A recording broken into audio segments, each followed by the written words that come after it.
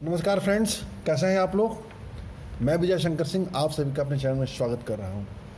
मित्रों, आज एक नए शेयर के बारे में चर्चा करना है, एक नई कंपनी के बारे में चर्चा करना है जो पिछले कुछ दिनों में यह कंपनी अच्छी खासी ग्रोथ दी है। हालांकि कंपनी जो है बहुत ज़्यादा पुरानी नहीं है, मात्र मार्केट में लिस्टेड हुए 2 साल ही हो रहा है। और बेसिकली टेलीकॉम सेक्टर में जो केबल वगैरह, ऑप्टिकल फाइबर वगैरह जो बिछाए जाते हैं, ब्रॉडबैंड नेटवर्क वगैरह जो बिछाए जाते हैं, सर्विसेज जो प्रोवाइड की जाती है, उस सेक्टर्स की कंपनी है ये। और जानकारों की माने तो यह कंपनी आने वाले समयों में बहुत ही ज़बरदस्त रिटर्न दे सकती है। उसके पीछे कई कारण हैं। एक तो बड़ा कारण यह है कि कहा जा रहा है कि जो डेटा है वो ऑयल की तरह से होगा। यानी जिस तरीके से ऑयल पेट्रोलियम वगैरह पदार्थ, पेट्रोलियम ऑयल ने देश की प्रगति में भूमिका निभाई थी, आने वाले समयों में डेटा वो काम करेंगे। और हालांकि कर भी रहे हैं, अब देखेंगे तो बहुत सारे प्लेटफॉर्म खुले हैं और आने वाले समयों में 5G पे भी काम चल रहा है। उसके आगे जो और अपग्रेडेड वर्जन होगा फिर उसमें काम चलेगा। और अभी भी अपने देश में जो इंटरनेट का लेवल है, जो उसकी स्पीड है, जो यूजेस है, अभी भी काफ़ी कम है। तो आने वाले समय में बहुत ज़्यादा बढ़ने की उम्मीद है। तो उस उम्मीद में ये जो कंपनी है हॉट कंपनी है और उम्मीद की जा रही है कि आने वाले समय में बहुत ही बेहतरीन रिटर्न देगी ये कंपनी। ये कंपनी वर्तमान में आप देखेंगे मित्रों, तो जो मार्केट के वेटरन इन्वेस्टर हैं मिस्टर विजय केडिया, इनका भी बहुत ही ज़बरदस्त पसंदीदा शेयर है।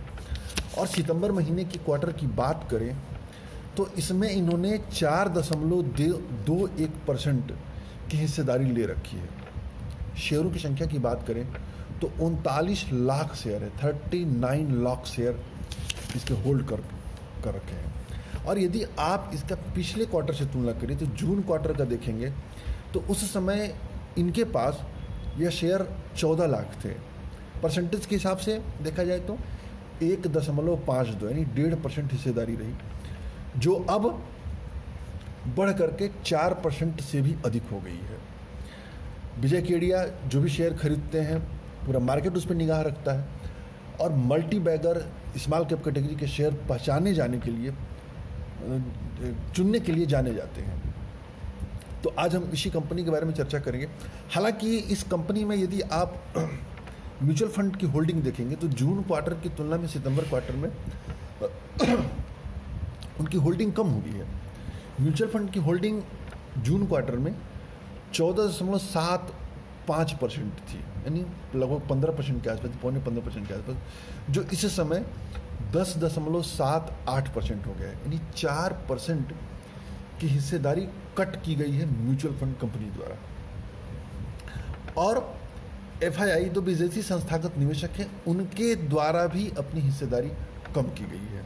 जो पहले 21.77% हिस्सेदारी थी, FII ने 21.06% कर दिया है, यानी ये भी कम किए हैं। इसके बावजूद यह शेयर बहुत बढ़िया माना जा रहा है, अच्छा माना जा रहा है। तो आइए हम उसी कंपनी के बारे में चर्चा करते हैं। तो हम लोग उस कंपनी के सीधे वेबसाइट पर आ गए हैं। उस कंपनी का नाम है मित्रों तेजस नेटवर्क, जो ऑप्टिकल फाइबर वगैरह के क्षेत्र में काम करती है ये कंपनी। कंपनी के बारे में थोड़ी बहुत जानकारी लेते हैं। देखिए प्रोडक्ट में, देखिए इनके प्रोडक्ट क्या है। XPON based fibre broadband, converted packet, OTN, PTN, carrier internet ethernet services, फिर 4G LTE based wireless broadband, network management software. Solution की बात करें, देखिए सोल्यूशन में देखिए application, broadband access, large enterprises, 5G mobile, carrier of carriers, utility communication, government network. Services में देखिए customer services, build service, managed service, consultancy services और nature services. तो इस तरह की इनकी वो है। इस कंपनी के बारे में थोड़ी सी और जानकारी हम लेते हैं कि कंपनी की स्थापना कैसे हुई थी। तो कंपनी के बारे में थोड़ा सा हम जानते हैं। देखिए 2000 में स्थापित हुई थी, बेंगलोर में स्थापित हुई थी। कई देशों में इनके ऑफिसेज हैं। देखिए ये technology, innovative software defined, award winning products. और देखिए 75 से ज़्यादा कंट्रियों में इनके सर्विसेज हैं और लगातार बढ़ता जा रहा है। तो कुल मिला के कंपनी बहुत अच्छी है। इसके विकिपीडिया पेज पर आइए तो कंपनी की जो लिस्टिंग हुआ था, देखिए, तेजस नेटवर्क बिकैम ए पब्लिकली लिस्टेड कंपनी जून 2017, अर्थात इस कंपनी को लिस्टेड हुए 3 साल होने जा रहे हैं। अब इनका विकिपीडिया के पेज पर देखिए, manufacturer of optical transmission equipment, यानी ये टेलीकम्युनिकेशन के क्षेत्र में काम होता है। फिर आप देखिए, they have optical equipment in broadband 4G LTE segment. और आप देखिए, हेडक्वार्टर्स इन बेंगलोर दिखा रहा है, कम्युनिकेशन इक्विपमेंट नेटवर्क। इस तरह से इस सेक्टर में कंपनी काम करने वाली है। कंपनी वर्तमान में देखा जाए तो 84 रुपये पर ट्रेड कर रही है, 84.10, 7% बढ़ करके बंद हुआ है, 5 रुपया 50 पैसा। यानी आज के दिन 21 अक्टूबर, आज का दिन है 21 अक्टूबर 2020 को यह जो कंपनी है 7% बढ़ करके बंद हुआ है। इसका ज़रा चार्ट देखा जाए, पहले 1 महीने का चार्ट देखिए, 1 महीने का ये चार्ट दिख रहा है, 3 महीने का चार्ट देखिए, 6 महीने का चार्ट, 1 साल का चार्ट, 2 साल का चार्ट। तो 2 सालों में इसका चार्ट ने थोड़ा सा निराशाजनक प्रदर्शन किया है। 1 साल में हालांकि थोड़ा सा ठीक रहा है, 1 साल का देखिए, 1 साल में भी सामान्य है। 6 महीने में इसने बहुत ही ज़बरदस्त रिटर्न दिया है। अब ये देखिए, लो के बाद जो मार्केट जब अपना लोअर लेवल बना रहा था तब से लेकर के इसने बहुत अच्छा रिटर्न दिया है। इसका पीछे का प्रदर्शन देखा जाए, पीछे का प्रदर्शन देखिए, 1 सप्ताह में 21% का रिटर्न है, 1 मंथ में 11% से ऊपर का रिटर्न है, 3 महीने में 48%, 6 महीने में 98%, यानी 6 महीने का देखा जाए तो 100% से ऊपर का रिटर्न दे चुका है। 1 सालों में 5%, 2 सालों में -69%, यानी जिस प्राइस पर इसका IPO आया था तब से लेकर के उस लेवल से नीचे ही चल रहा है। इसका 52 वीक हाई लो देखा जाए तो 52 वीक हाई देखेंगे तो 52 वीक हाई जो है 114 बना है। कब बना है ये?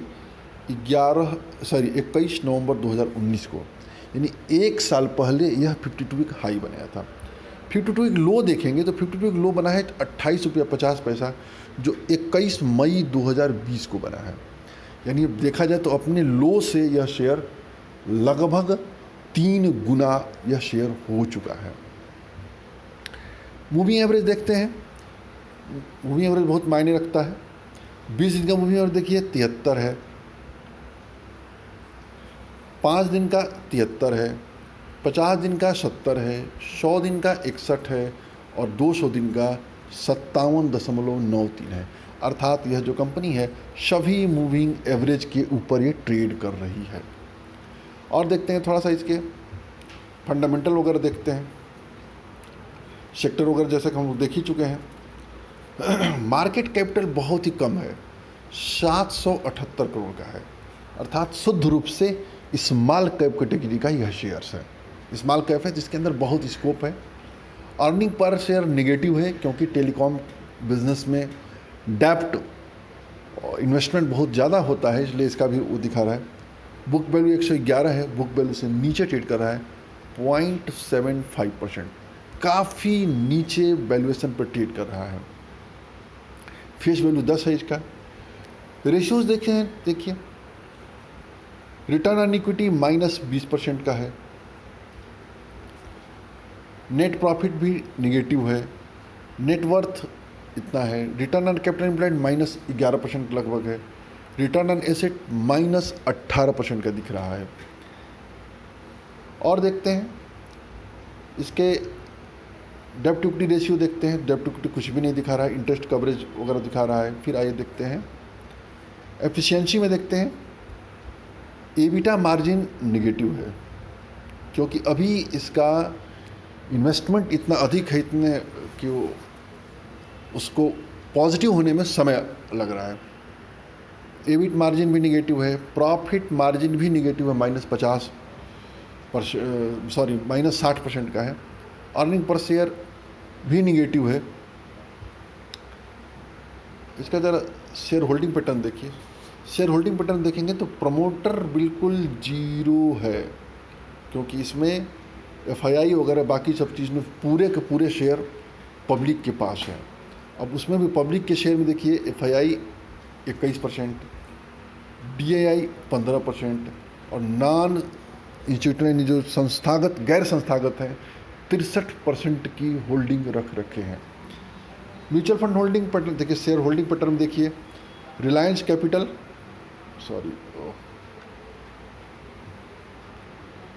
रिलायंस कैपिटल 8%, ईस्ट ब्रिज 5%, ये देखिए ये भी है। इस तरह से जो बड़े बड़े निवेशक होते हैं उनके पास इसकी होल्डिंग है। म्यूचुअल फंड होल्डिंग में देखिए किसके किसके पास है, Nippon small cap, Nippon India power, IDFC infrastructure, Nippon India, Aditya Birla Sun Life, Nippon India, यानी अच्छे अच्छे म्यूचुअल फंड भी इसकी होल्डिंग ले रखे हैं। तो कंपनी हालांकि इसके रिटर्न रेशियोज और आंकड़े थोड़ा सा निगेटिव है, लेकिन इसमें सुधार आने की पूरी उम्मीद है। बिजनेस चूँकि स्ट्रांग है, तो जो व्यक्ति थोड़ा सा रिस्क ले सकता है, जोखिम ले सकता है, उसके लिए यह शेयर बहुत अच्छा है। रिस्क रिवार्ड रेशियो इसमें बहुत बेहतरीन है, तो रिस्क को नज़रअंदाज नहीं करना चाहिए, रिस्क को देखते हुए इसमें पैसा लगाना चाहिए।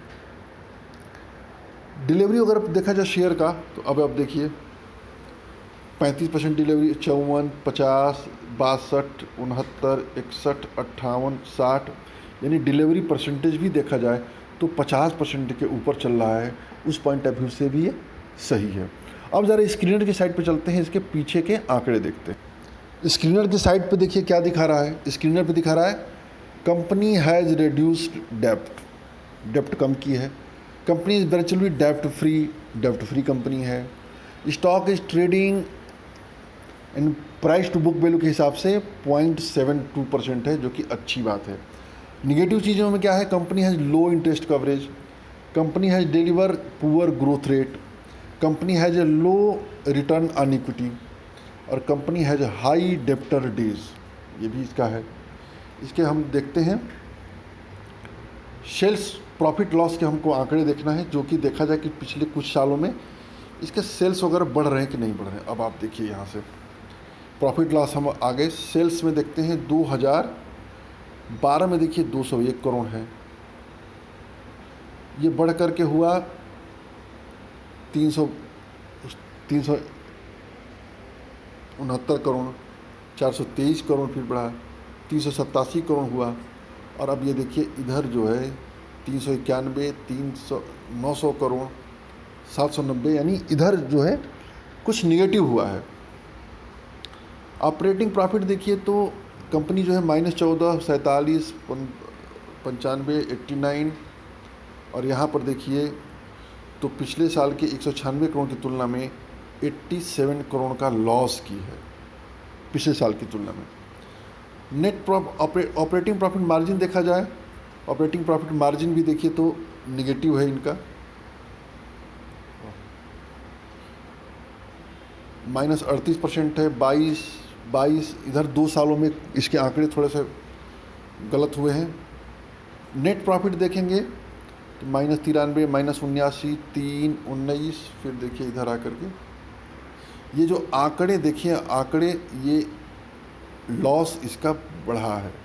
जो पहले प्रॉफिट 147 करोड़ का था 2019 में, इस साल कम हो करके, कम क्या हो गया बल्कि घाटे में बदल गया 237 करोड़ का।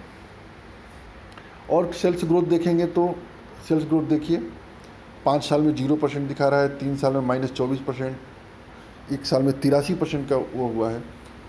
इधर भी कुछ निगेटिव है, यहाँ भी कुछ खास आंकड़े नहीं दिख रहे। तो ये कंपनी कुल मिलाकर के बहुत ही रिस्की है, बहुत जोखिम वाली कंपनी है। तो जिसको रिस्क लेना है, जिसको जोखिम लेना है, long term point of view से इस शेयर को पोर्टफोलियो में रख सकता है। और रिटेल इन्वेस्टर को, जो छोटे निवेशक होते हैं, नए नए जो निवेशक होते हैं, उनके लिए यह शेयर दूर रहने लायक है।